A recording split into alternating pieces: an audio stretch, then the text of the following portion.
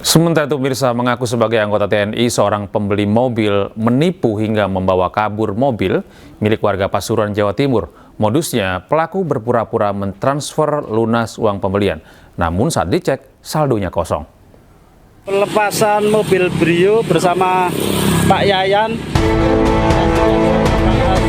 Jayudi, warga desa Bajangan, Kecamatan Gondang Wetan, Kabupaten Pasuruan, Jawa Timur, menjadi korban penipuan dan harus kehilangan mobilnya.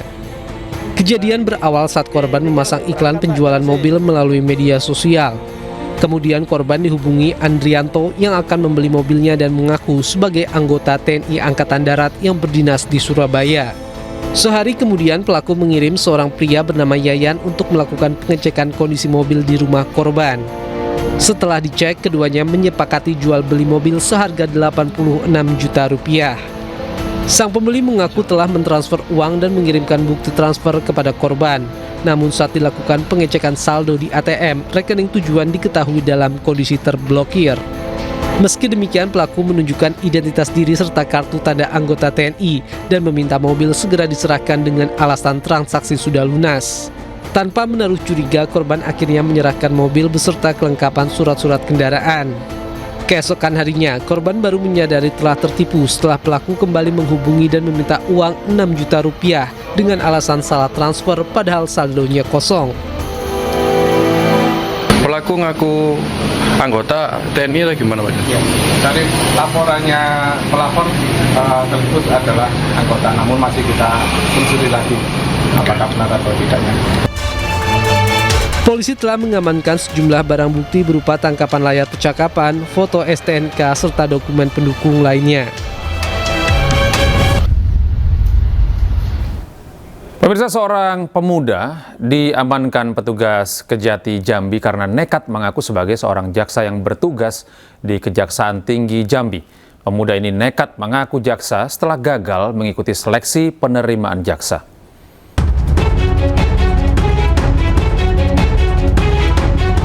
Pemuda 22 tahun asal Kabupaten Sarolangun ini hanya bisa pasrah saat digelandang petugas Kejaksaan Tinggi Jambi karena nekat mengaku sebagai seorang jaksa gadungan. Ia diamankan di sebuah indekos di Kecamatan Telana Ipura, Kota Jambi setelah tim intelijen melakukan penyelidikan atas informasi dari masyarakat. Selain mengamankan jaksa gadungan, petugas juga mengamankan seragam dinas yang sengaja dibuat pelaku di tempat penjahit pakaian. Setelah diamankan, pelaku diserahkan kepada pihak kepolisian Polresta Jambi untuk pemeriksaan lebih lanjut. Jaksa gadungan ini diamankan saat melakukan transaksi rental mobil yang menggunakan identitas sebagai jaksa yang baru bertugas di Kejati Jambi. Dari hasil pemeriksaan, pelaku sebelumnya pernah mengikuti tes penerimaan jaksa, namun pelaku tidak lulus. Motivasinya bahwa pertama dia pernah mengikuti tes kejaksaan. Tes kejaksaan sekitar setahun yang lalu mengganti identitasnya sebagai jaksa, dan setelah memberitahukan kepada keluarganya bahwa dia sebagai jaksa. Dengan terbongkarnya kasus ini, pihak Kejati Jambi menghimbau masyarakat untuk tetap berhati-hati terhadap orang yang mengaku sebagai jaksa untuk menghindari tindak kriminal yang mungkin terjadi.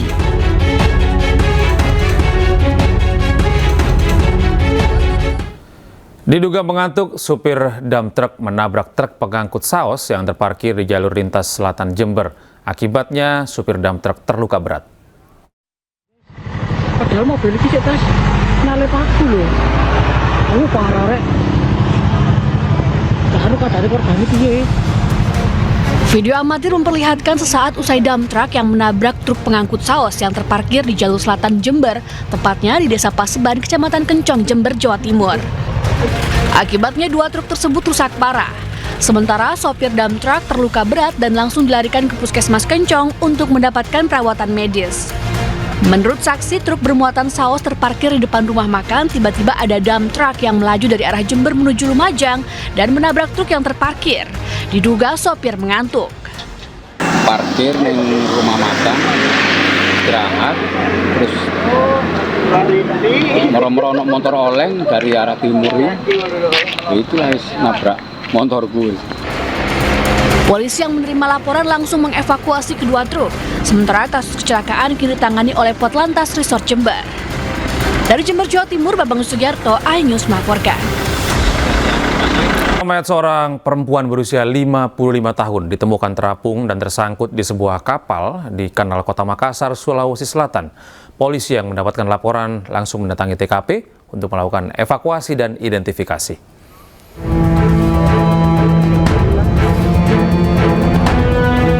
Insiden penemuan mayat berawal di Kanal Bontoranu, Kota Makassar sekitar pukul 4 pagi waktu setempat. Aparat Polsek Mariso, tim Inafis Polrestabes Makassar bersama Dokpol Polda Sulawesi Selatan yang menerima laporan tentang adanya tubuh manusia mengapung di aliran kanal langsung menuju ke lokasi. Tim gabungan polisi dibantu oleh warga berhasil mengangkat mayat ke daratan. Dari identifikasi sementara, korban adalah seorang perempuan berusia sekitar 55 tahun bernama Asni, warga Kelurahan Jongaya, Kecamatan Tamalate. Pihak kepolisian belum mengetahui pasti terkait penyebab korban tenggelam. Namun jenazah korban kemudian dibawa ke Rumah Sakit Bayangkara untuk pemeriksaan lebih lanjut. Mayat pertama kali diketahui oleh warga yang hendak menjalankan perahu. Saat itu, tubuh korban ditemukan sudah tersangkut di perahu milik warga. Sekitar jam 4 dini hari, kami menerima laporan dari Ketua KPM kami bahwa ada mayat yang terapung di kanal Bontoranu. Ini setelah dilakukan TKP tadi bagaimana Konan? Setelah kita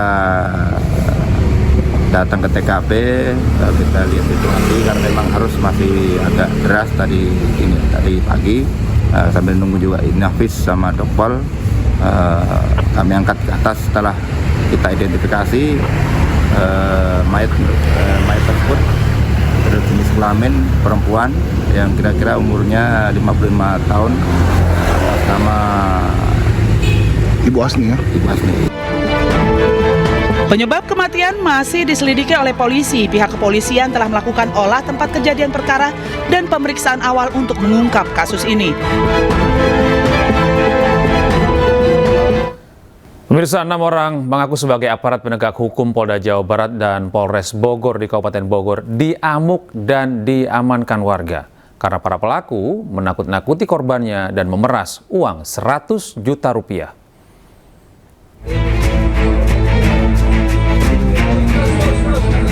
Dua orang warga Bogor didatangi 6 orang yang mengaku sebagai aparat penegak hukum.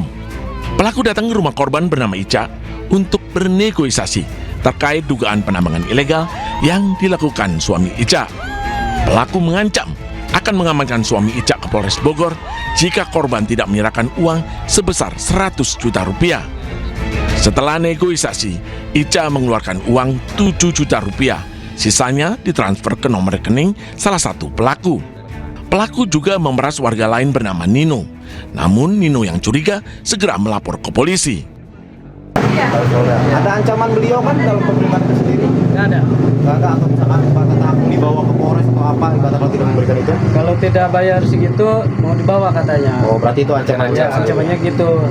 Jadi dia mintanya saya negosiasi tiketnya 35. Malam-malam jam 8 nyampe ke rumah, terus dia bilang saya dari Polres, dari Polda kayak gitu, terus dari Mabes sudah kayak gitu, saya persilahkan masuk kan, katanya mau silaturahmi, oh ya udah silakan masuk kayak gitu. Nah udah kayak gitu suami saya lagi sakit pun lagi tidur mau dibawa, katanya kalau misalkan nggak ngeluarin uang itu harus dibawa suaminya kayak gitu.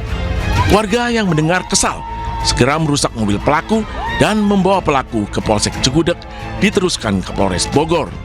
Hingga berita ini diturunkan, polisi belum memberikan keterangan secara resmi terkait terduga pelaku pemerasan yang membawa nama baik institusi Polri dan wartawan. Dari Bogor, Jawa Barat, Wildan Hidayat, iNews melaporkan.